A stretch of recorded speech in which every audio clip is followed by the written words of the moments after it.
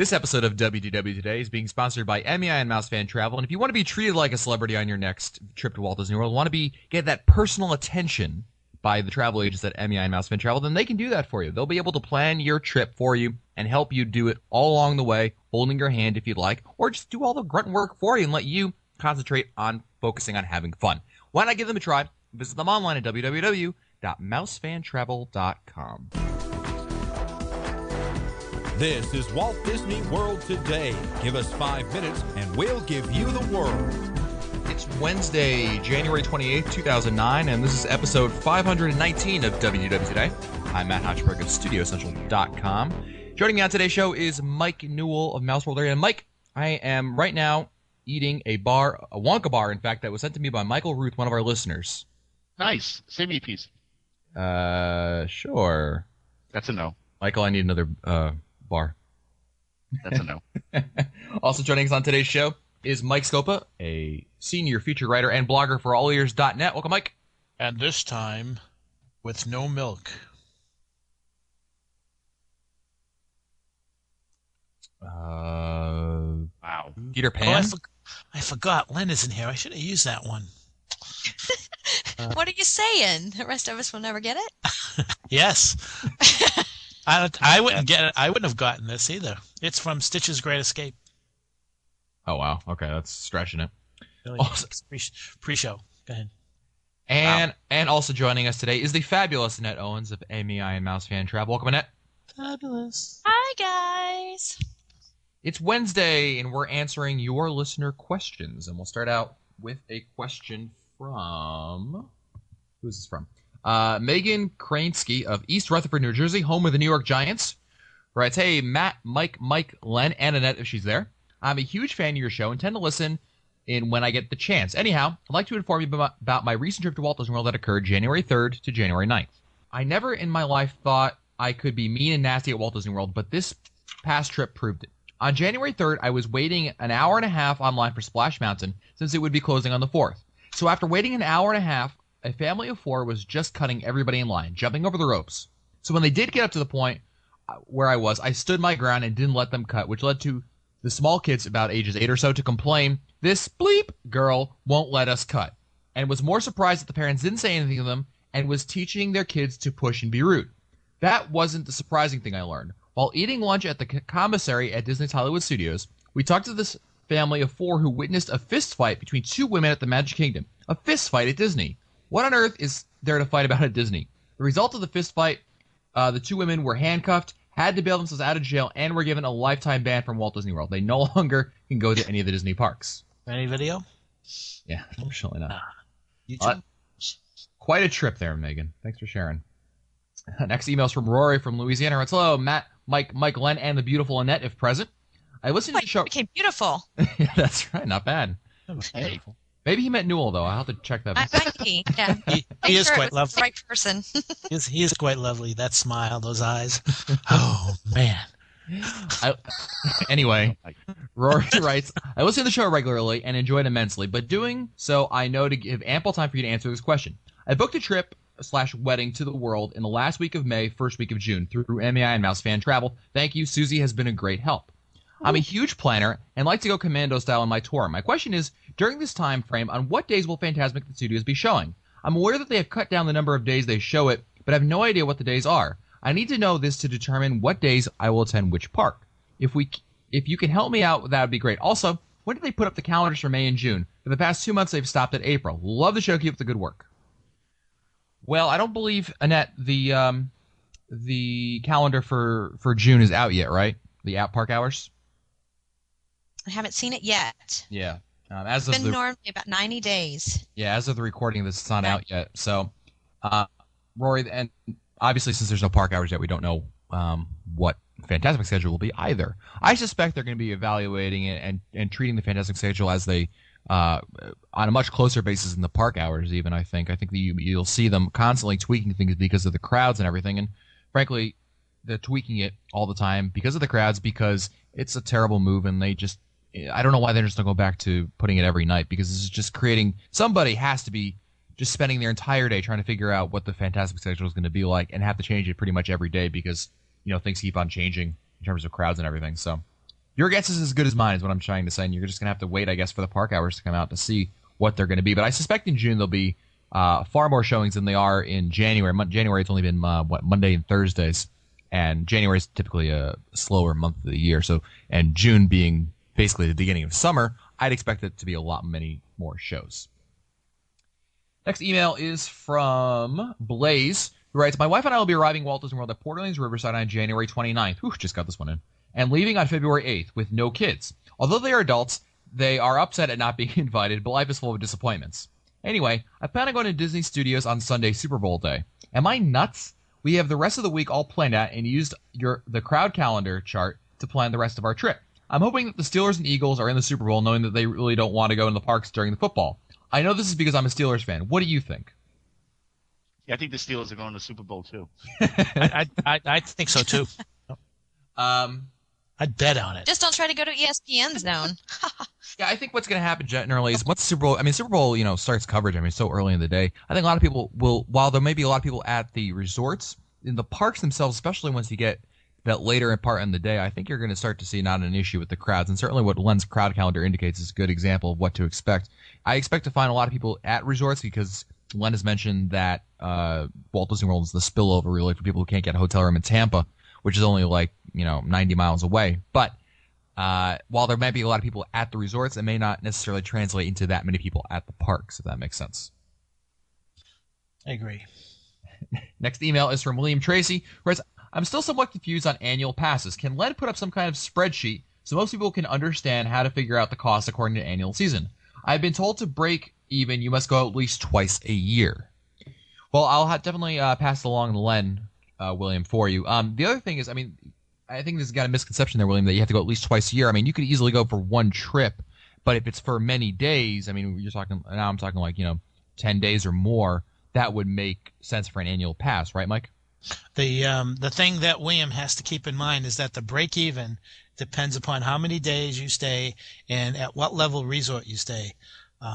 Because what you're doing is I'm assuming that what William is alluding to is the annual pass discounts that you can get for the room rates. So depending upon which level, I think Len did some kind of a study where I think he said that if you for the deluxe resorts, I think it's 6 days or maybe even 5 days, and the annual pass pays for itself. But as you go down to the moderates, it's more like 8 days, and if you go to a value, I think it's maybe 10 days.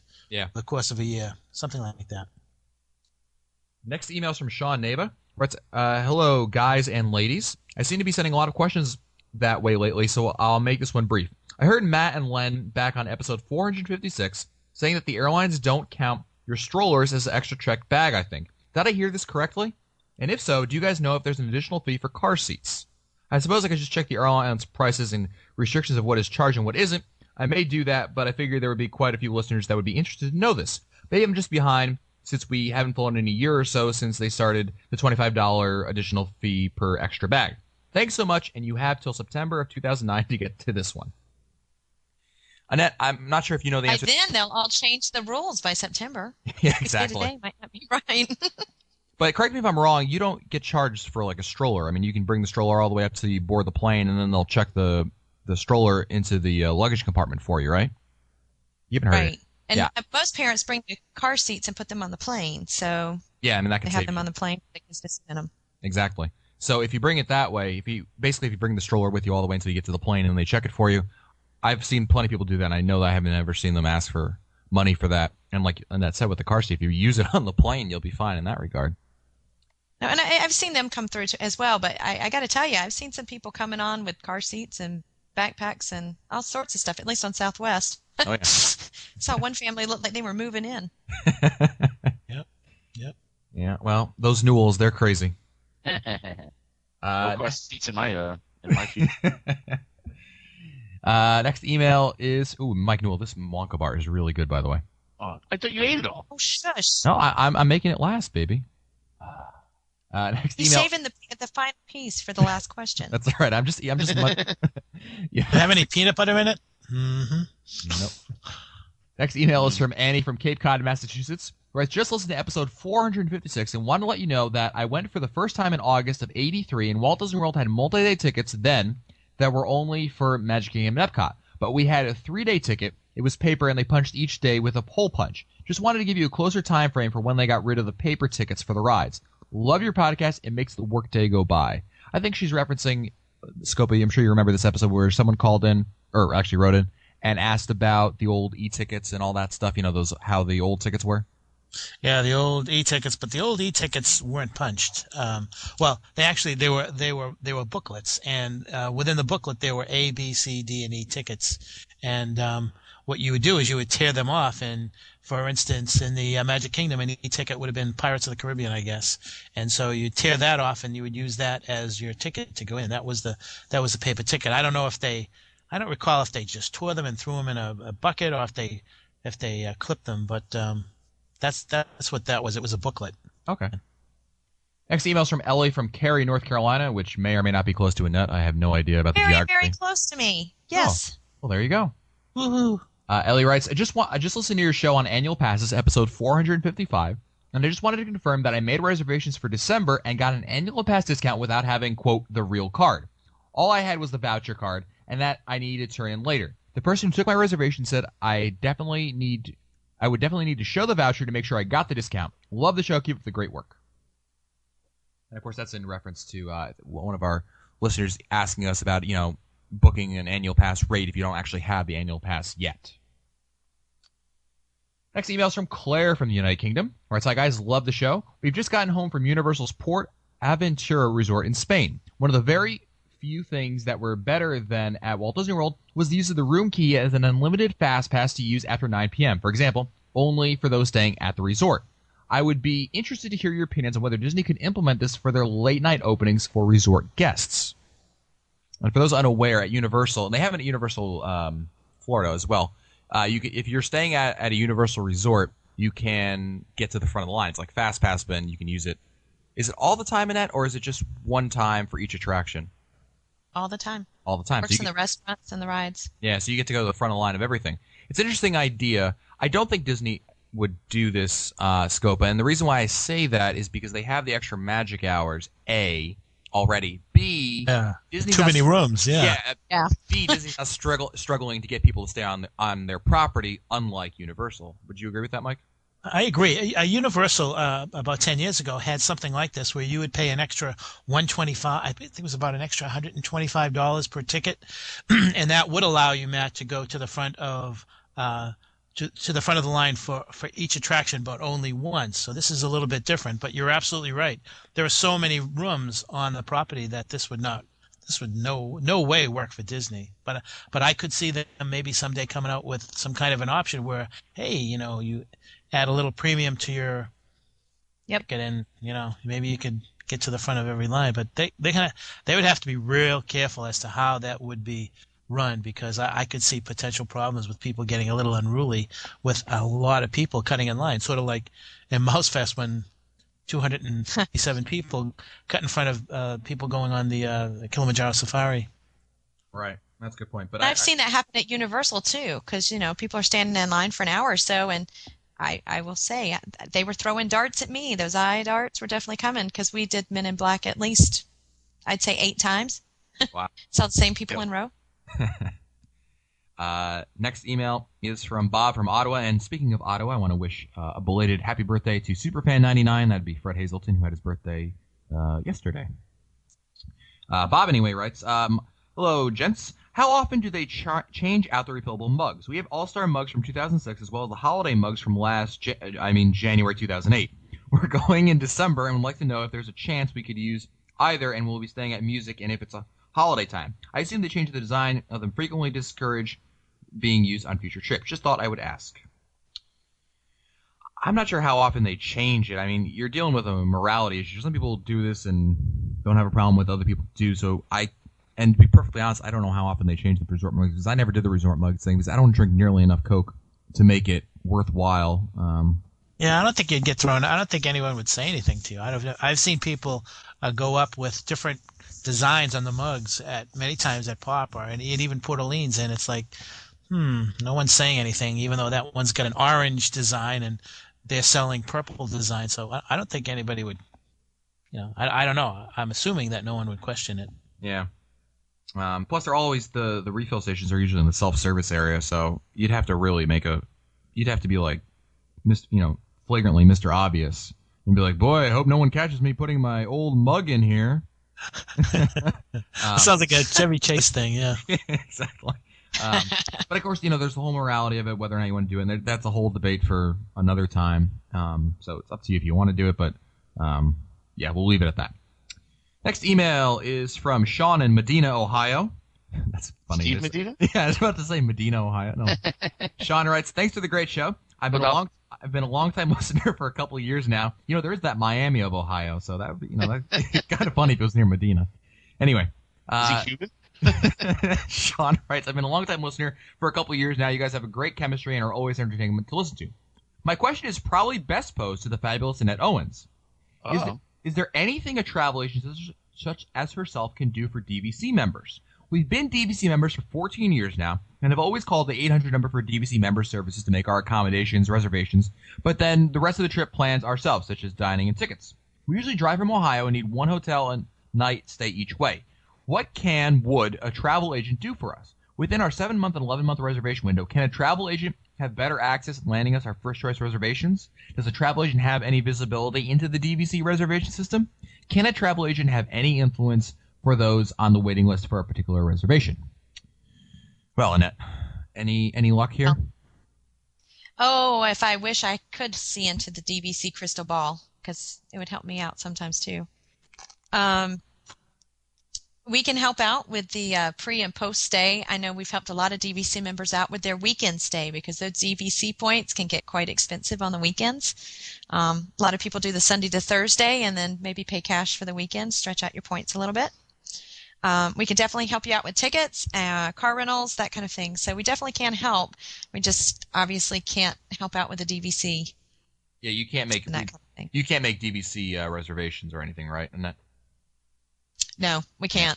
And I wish we could say, oh, yeah, we can help you get off that wait list, but no. Otherwise, if that was the case, Newell would be calling you all the time. Hey, go ahead. Go ahead, Mike. She would so hate me. Annette, have you heard anything? Have you heard anything about the point system kind of changing this year, with the points going up for Monday through Friday and points going down for the weekends?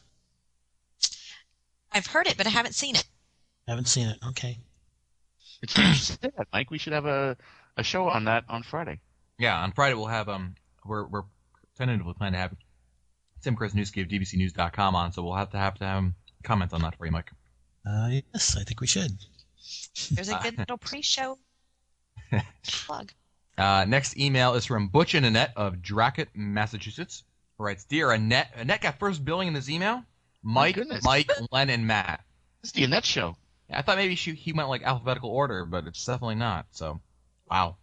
Well, look, you're trying to find an excuse now. Anyway, Butch and Annette write. Obviously his wife's name is Annette, so maybe that makes sense. I just started listening to your most recent live show while driving in my car. I'm a salesman and spend a lot of time in the car. Your shows make the drives that much easier. We just returned from our recent trip, number 12 since 2002, to the world, and I'd like to comment on a couple things that I heard. First, crowds. We found the average wait time for most attractions was only about 20 minutes, give or take. Only a few, like Toy Story, Peter Pan, Space Mountain, and Rock and Roller Coaster, were over 45 minutes. We were in the Magic Kingdom on Sunday, August 24th, from 10:30 a.m. to 1 a.m., and hit almost every ride. We missed Space Mountain, bummer, and avoided a couple of others like Stitch and Dumbo. There was extra magic hours, and our kids didn't want to stop. Our kids are 11, 8, and 6. 2 older princesses to protect the princess. Well, I don't know. I mean, Mike, commenting on just looking at what he's talking about, I don't know about you, but I just love when I go on a trip to Walt Disney World and you run into a situation where you get a few days of just very, very, very light crowds. And it to me, it always feels like when you run into a day or two and you clearly see the crowds are not going to be an issue for this trip, it's almost like a weight is off your shoulders. Like you can exhale and go, good. Now I can, not have to worry about that.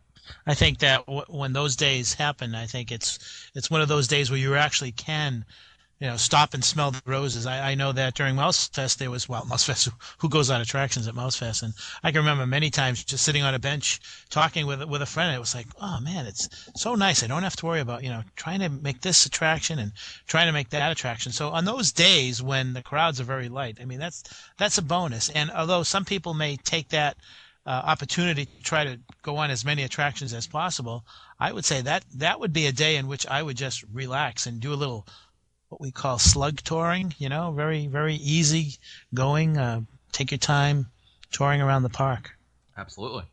Well, with kids, that's a great time to go. You guys want to go ride that again? Enjoy. Mom and Dad are going to sit here and have a little time, and we'll see you at the end. That's a great point. Yep. Butch and Ned also offer, for strollers, we've been going to the world with our kids since my daughter was 10 months old in October of 2002. Since then, we purchased a DVC at the Beach Club and most recently at Animal Kingdom. We've always brought our own strollers, mainly due to the hassle and cost of renting. Not to mention, what do you do with a tired child when you need to go back to the resort? You can't take the rental with you. We've heard from a Disney insider that oftentimes people will purchase strollers at a resort for about $40, use it while they're there, and then leave it behind. Then they're brought to an employee store and can be purchased for about $10. Not bad. Disney makes an extra $10 on the sale. I can tell you that's absolutely true.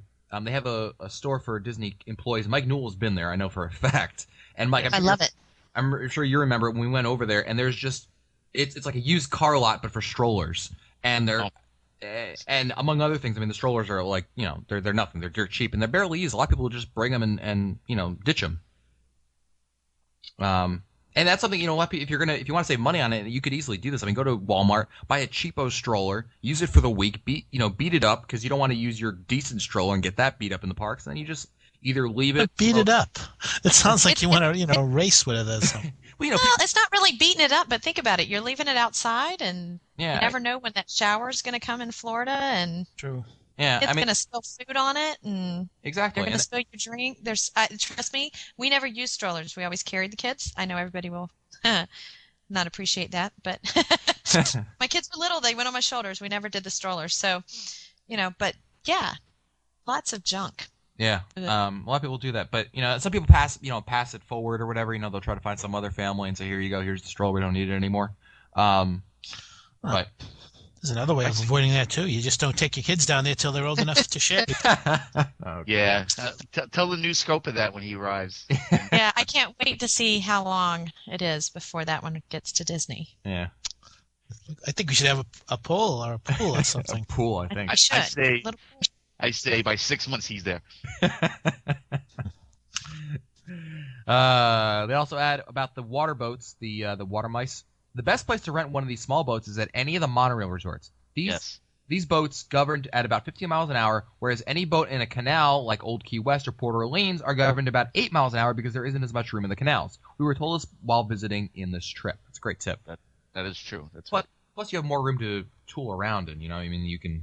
You have all of Bay Lake, and you have all of the Seven Seas Lagoon, which is immense. And you can also stop and take a look at what's going on or what's not going on at Discovery Island or even River Country.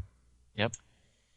Next email is from Mark in Hoffman Estates, Illinois, who writes, "Hi guys, we landed at the Orlando airport around 9:30 p.m. on a Saturday evening, which means we probably won't arrive at the Polynesian check-in until close to 11 o'clock. Will this affect what type of room we get or our chances of getting a nice upgrade? Will the chances be lessened, or will we be given more choices? Thanks, I enjoy listening to every show." Annette, have you ever run into anything case where late check-in, does that affect your room, or are they all pre-assigned? Well, the first thing that came to mind when he said that is, please don't use Magical Express. You won't see your bags till the next morning. Yeah, that's true. So you want to take your luggage with you. But obviously, when people get there, if they're going to have problems with their rooms, you've always heard there's a better chance at the beginning of the day. But I have been upgraded several times when I've arrived late at night, because, we had to give away the room you were assigned to. Now you're getting a garden view instead of a standard. So it's hit or miss. Yeah, I think it's a good point. The biggest point is the Magical Express and the luggage. 9 p.m. You don't want to wait till 1 a.m. for your luggage. I'd have to agree with you on that one. Next email is, again, from Chuck and Annette, Butch and Annette, who write, sorry for the delay with this answer, but I was just listening to an older episode and someone wanted iced coffee. My husband really wanted one, and we had lunch at ESPN Cafe at the Boardwalk. The waiter brought him one, and it was really good. He still talks about it because he had a lack of caffeine headache, and it did the trick for him. That's all. Love the show. Keep up the good work. Well, if anyone's looking for iced coffee still, there you go. They have some at ESPN Club, evidently. Next email is from Dave in Downingtown, Pennsylvania. Who writes, Gentlemen and Len. Have been to Walt... Too bad he's not on here. Well, Have been to Walt Disney World many times, but thinking of taking it up a bit from a value to a moderate resort to a deluxe. We'll be going to doing the Disney Marathon in January 2010 for about 6 or 7 days, and we'll have 2 small children, ages 3 and 6, on this trip. For that reason, we're looking to stay in a resort closer to the parks and in resorts that have a bit more activities for them at the resort while I stew about not riding Space Mountain, which I hear is actually going to be closed at the time anyway. I have a few thoughts, may not be good ones, but thoughts nonetheless. Epcot resorts. Interested in any of the Epcot Studios resorts, Swan, Dolphin, Boardwalk, Beach Club. And since we're down there for the marathon, have no problem walking to either park. To save us money, I was thinking of renting points to stay at either the Boardwalk Villas or the Yacht Club Villas. Does any of you have any experience with this? And if so, what do I need to know and be wary of? How do you handle ADRs? Are there any travel agents that can help build a package around, quote, renting points, providing airfare, tickets, car, etc.? Well, we mentioned on other shows, Dave, about renting points. Probably the best place to rent them from is going to be the Disboards, and they have a bunch of rules over there for your safety, really. Just read them all. Make sure you follow them. Just use common sense when you're buying anything. Like if you're buying something on eBay, you want to make sure ask lots of questions. Get a rapport with the kind of person. Maybe you even wanted to make a phone call, see how they sound, and it's a bit of a gamble, certainly, but generally speaking, I've heard nothing but good things about it. I haven't heard that many horror stories about it. And that one more question about what you may or may not actually be able to provide. Is there any services that you provide for, if someone has already their lodging set? Do you provide services for other stuff? again, we can help out with tickets. We can help out with car rentals, that kind of thing. But yeah, once you've got your lodging kind of taken care of for you, that's kind of where we typically start. Gotcha. But we can add in those others. Next email is from Tim Preston in London, United Kingdom, who writes, Dear Matt, Mike, Len, and the Fabulous Annette, more of a comment than a question. We were in the Magic Kingdom walking towards Splash Mountain on a day that Tropical Storm Faye was due to hit. Boy, did it rain over those few days. Thank God for ponchos. When out of the corner of my eye, I saw Mike Scopa walking the other way in his WDW Today shirt, camera around his neck. I was so amazed to actually see one of you in the flesh that I turned to my family to explain who Mike was and that he was one of the Walt Disney World podcasts I'd listened to. By the time I turned around to speak to Mike, he was gone, like a man with a Dole Whip on his mind. So I'm sorry that I missed the opportunity to speak to Mike, but glad to see that he can still move so quick after all these years. Aw. Thanks, I think.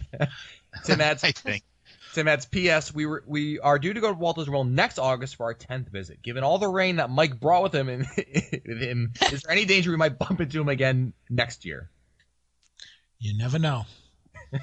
Well, if there's a hurricane, he'll be pushing a baby carriage. Yeah. If there's a hurricane down there, you know I'm there. Yeah. That's 6 months. Maybe I'm going to say right. 4 months. I think we should make a bet there, Mr. Newell. No, I learned my lesson. I don't make bets anymore. Oh, okay. oh, jeez. I like to take the challenge, huh? You, I don't trust. You'll do it just for spite. I know. Baby flies for free, stays for free, and gets in the park for free. Hey, not my kid. Not my kid. All right, time for the last email of the day, and that means that Mr. Mike Newell gets to pick the last email of the day that we're going to answer, and these are just a random sampling of emails, and the ones we don't answer will go right back into the queue to be answered at a later date. So you ready for this, Mike? Let's go. All right, this will be a tough one for you, I think. First email possibility is I hear voices. Second, okay. Scopa was right. And 3, lousy palm trees. I hear voices. Scopa was right. Lousy palm trees. Mike, would you like to hear how right you are? I never get tired of hearing that. All right, let's go with that. Scopa right for 200, please. All right. Our last email of the day is coming from Dee Dee of Frankfort, Illinois, who writes, I wanted to write to tell you that I finally had a Dole Whip, and Scopa was right. My parents, kids, and I loved it. But I do have a question about Toy Story Midway Mania. When we went in When we went in the first week of October of this year, it was raining the day we went to Disney's Hollywood Studios. And all night, Toy Story Mania was down. I was just wondering if this was normal. Is this ride down a lot, or is this just a bad night for the ride? Thanks for your response. Yeah, it goes down during the rain, though, right? No. No, I think it was just Didi. I think you just ran into some bad luck over there. I mean, certainly sometimes things happen, but really, as of late, I mean, they had some issues when the attraction first opened, and it opened back in May. But really, it's been pretty straightforward. I really haven't heard too many issues of it being closed for prolonged periods of time at all in the past. Oh God, I would say at least 6 months. So I think maybe you just ran into some bad luck, unfortunately. But I'm sure on your next trip it'll be open for you to try out if you didn't get a chance to ride it then.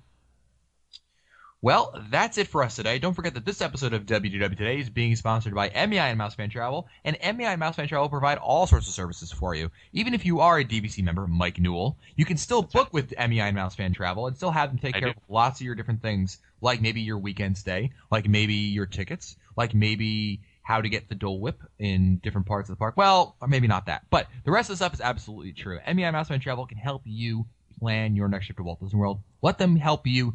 Give them a shot. Visit them online at www.mousefantravel.com. If you want to find our older episodes, read our show notes, or send us your comments, visit the WDW Today website at wdwtoday.com.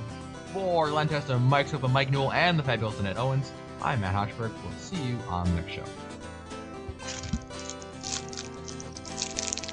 Yeah, keep eating that candy. That was very good.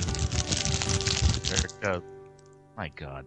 My God, this stuff is good. Stupid Judy, stupid energy. This has been a production of Mouse World Radio.